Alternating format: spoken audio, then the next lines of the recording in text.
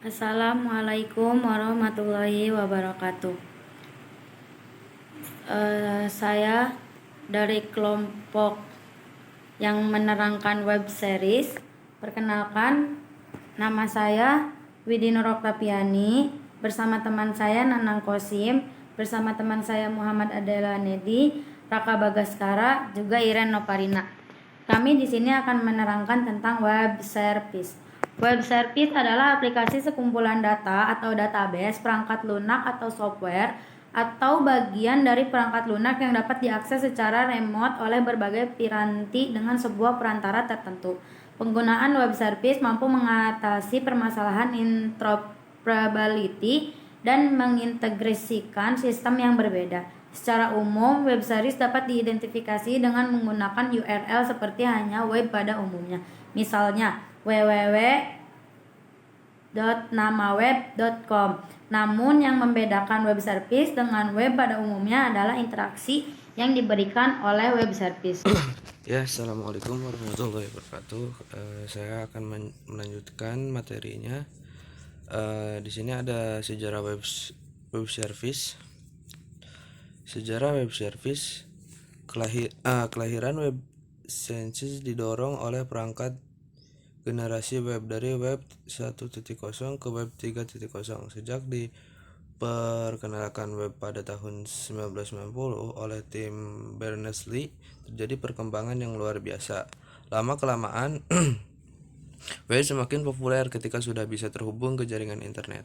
Tepatnya pada akhir tahun 80-an, laboratorium CERN yang ada di kota Geneva, Swiss mengumumkan bahwa web sudah bisa diakses melalui jaringan internet dan dimiliki oleh siapa saja. Pada awalnya, tampilan web masih sangat sederhana sekali yang hanya menampilkan teks saja. Pada saat itu pun teknologi web dikembangkan dan berjalan pada sistem operasi unik. Dan masih jarang sekali orang yang menggunakan teknologi Windows. Kalaupun ada, mungkin teknologi Windows sangat sederhana juga, tidak secanggih seperti sekarang.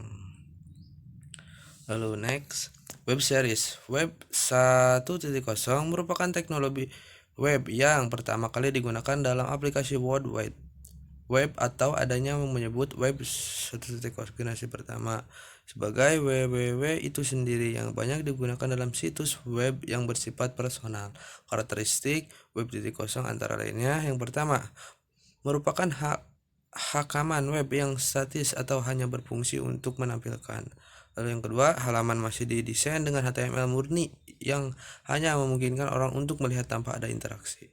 Lalu yang ketiga, hanya menyediakan semacam buku tamu online tapi tidak ada reaksi yang intens. Yang keempat, masih menggunakan form-form yang dikirim melalui email sehingga komunikasi biasanya satu arah. Ya, di sini saya akan menerangkan tentang web service. Web 2.0. Web 2.0 adalah sebuah revolusi bisnis di dalam industri komputer yang terjadi akibat pergerakan ke internet sebagai platform dan suatu usaha untuk mengerti aturan-aturan agar sukses di platform tersebut. Web 2.0 memiliki fitur-fitur sebagai berikut. Yang pertama ada CSS, Cascading Style Sheet. Yang kedua ada aplikasi Rich Internet atau berbasis AJAX. Yang ketiga ada Markup XHTML. Dan yang keempat ada sindikasi dan agregasi data menggunakan RSS atau Atom. Yang kelima ada URL valid. 6. Follosonomies. Dan yang ketujuh aplikasi wiki pada sebagian atau seluruh website. Dan yang terakhir ada XML Web Service API.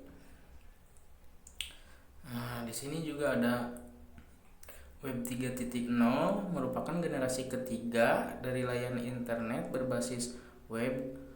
Konsep Web 3.0 diperkenalkan pada tahun 2011 untuk pertama kali saat tim Berners-Lee penemu www menulis artikel ilmiah yang menggambarkan Web 3.0 sebagai sebuah sarana bagi mesin untuk membaca halaman-halaman web. Hal ini berarti bahwa mesin hanya memiliki kemampuan membaca web sama seperti yang manusia dapat lakukan sekarang ini. Keunikan web ini ialah konsep di mana manusia dapat berkomunikasi dengan mesin pencari. Kita bisa meminta web untuk mencari suatu data spesifik tanpa bersusah-susah mencari satu persatu dalam situs-situs web. Web 3.0 mampu menyediakan keterangan-keterangan yang relevan tentang informasi yang ingin kita cari, bahkan tanpa kita minta. Selanjutnya adalah penggunaan web service. Penggunaan web service terbagi menjadi 4 bagian. Yang pertama adalah memperlihatkan fungsi yang ada pada jaringan. Web service adalah unit dikelola kode yang dapat secara remote dipanggil menggunakan HTTP. Ini dapat diaktifkan menggunakan permintaan HTTP. Yang kedua adalah biaya rendah komunikasi. Web service menggunakan SOAP terhadap protokol HTTP, sehingga Anda dapat menggunakan internet murah Anda yang ada untuk menerapkan web service. Yang ketiga adalah interoperabilitas. Web service memungkinkan berbagai aplikasi untuk berbicara satu sama lain dan berbagai data dan layanan antara mereka sendiri. Dan yang keempat adalah protokol standar. Web service menggunakan standar industri dan protokol standar untuk komunikasi. Semua 4 lapis layanan transportasi, pesan XML, deskripsi layanan, dan service discovery layer menggunakan protokol yang didefinisikan dengan baik dalam stack. Selanjutnya ada fungsi web service. Di sini fungsi web service ada 4. Yang pertama, seperti yang dijelaskan sebelumnya, salah satu kegunaan web service adalah pada interoperabilitas tinggi dan dapat diakses oleh pengguna dimanapun serta kapanpun selama tersedia koneksi internet. Format penggunaan pada web service dibuat terbuka untuk semua platform sehingga mempermudah dalam penggunaan serta lebih menyeluruh, keamanannya juga lebih terjamin. Yang ketiga, masih banyak kegunaan-kegunaan lain yang bisa didapatkan dari web service, meliputi routing dan pengiriman, manajemen dan monitoring, akselerasi, dan pastinya tidak mahal untuk pengimplementasiannya. Yang keempat, web service juga dapat diakses melalui protokol terbuka dan memanfaatkan web melalui SOAP atau singkatan dari Simple Object Access Protocol. Serta selain itu, web service juga menggunakan bahasa Web Service Description Language atau WSDL serta terintegrasi dalam Universal Discovery Description and Integration atau UDDI. Selanjutnya ada arsitektur web service.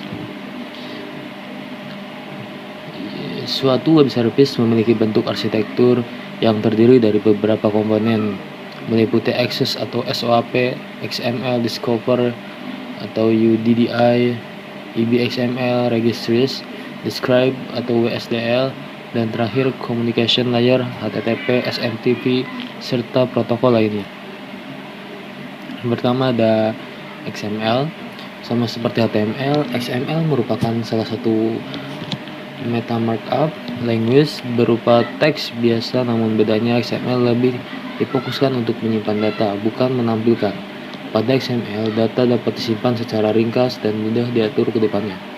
Yang kedua ada WSDL, termasuk ke dalam lingkup Service Description. WSDL juga berupa dokumen XML dan tugasnya untuk memberi penjelasan dalam web service tersedia metode apa saja.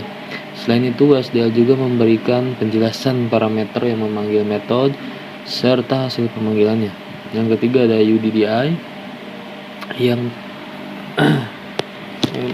UDDI atau Universal Description Discovery and Integration memiliki tugas untuk mendeskripsikan bisnis service yang didukung, spesifikasi web service yang digunakan, model pemrograman, serta skema yang dipakai. Dan yang terakhir ada SOAP atau Simple Object Access Protocol, merupakan suatu protokol dan bertindak sebagai penyedia layanan pemaketan pesan dalam lingkungan terdistribusi yang menggunakan XML. SOAP juga memberi fasilitas berupa komunikasi dengan metode RPC atau Remote Procedure Call antara pihak remote client dan server. SOAP juga merupakan sebuah dokumen XML yang mengatur bagaimana request serta respon, bagaimana web service dapat bekerja. Sekian dari presentasi dari kelompok kami mengenai sistem web service. Sekian dan terima kasih. Assalamualaikum warahmatullahi wabarakatuh.